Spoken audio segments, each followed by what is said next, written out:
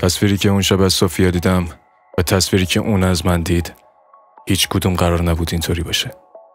من نمیخواستم منو اونجوری ببینه. قرار نبود انقدر خراب بشه همه چی. قرار فقط کشتن نوارا بود. فقط همون. ولی من لوکا مارینو الان جزو مأمور پلیس 7-8 نفر دیگم کشته بودم. لباسی که باهاش خریده بودم حالا پر از خونه یه مش آدم فروش بود و تنم پر از زخم. انقدر که دیگه نمیشد فهمید کدوم خون از منه کدوم از اون حرومزاده ها. تو صورت سوفیا بغض بود و وحشت. نمیخواستم بیشتر از این بلرزه. فقط گفتم همه چی درست میشه. سوفیا نترس. با زور بلند شدم. لنگ لنگون رفتم سمت بالکن. با دستم علامت دادم. دیدم که لوسیانو داره تو تاریکی نزدیک میشه به عمارت. طبقه بالا خلوت بود ولی طبقه پایین هنوز صدای خنده می اومد و من فقط با یه کارد استیک خوری اون طبقه بالا رو خالی کرده بودم. یه صدای کوبیده شدن در اومد. لوسیانو بود. ببینم که جمعتون جمعه. خواستم اپلا برم پایین که همونجا سوفیا تازه فهمید زخمیم. لوکا داره ازت خون میره. چیزی نیست، خوبم.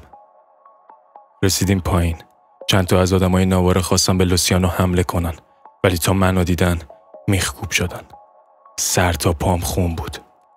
لوسیانو اشاره کرد و با صدای بلند گفت ای پسر، کسی که میچله نوارا رو کش، کسی که پشت آدماش قایم شده بود. حرفشو قطع کردم و گفتم حتی تا همین چند لحظه پیش.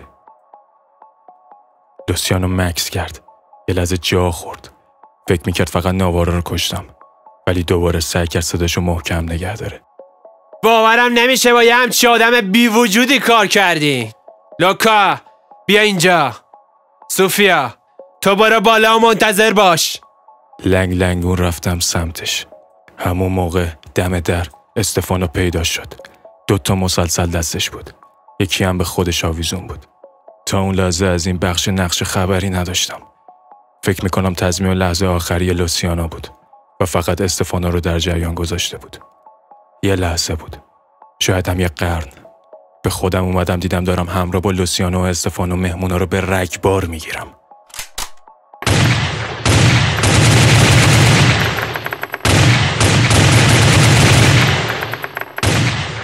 تو همون شلوغی یه چهره آشنا دیدم. از پشت دود و خون. یکی از اونایی که داشتم میزدم آشنا بود. خیلی آشنا. دستم از روماشه رفت کنار. خشکم زد. گرچه لوسیانو و استفانو کار همه رو تموم کردن جز 2 نفر که از در پشتی فرار کردن. ولی اون مرد همون مردی بود که ولی هنوز زیادی تازه کاری پسر. همه چی کن شد. صحنه آهسته شد. چشمم خورد به سوفیا. با چشمای قرمز از گریه یکی یکی پله ها رو اومد پایین. با اونم ترس، با اونم اشک دوید سمتم و بغلم کرد.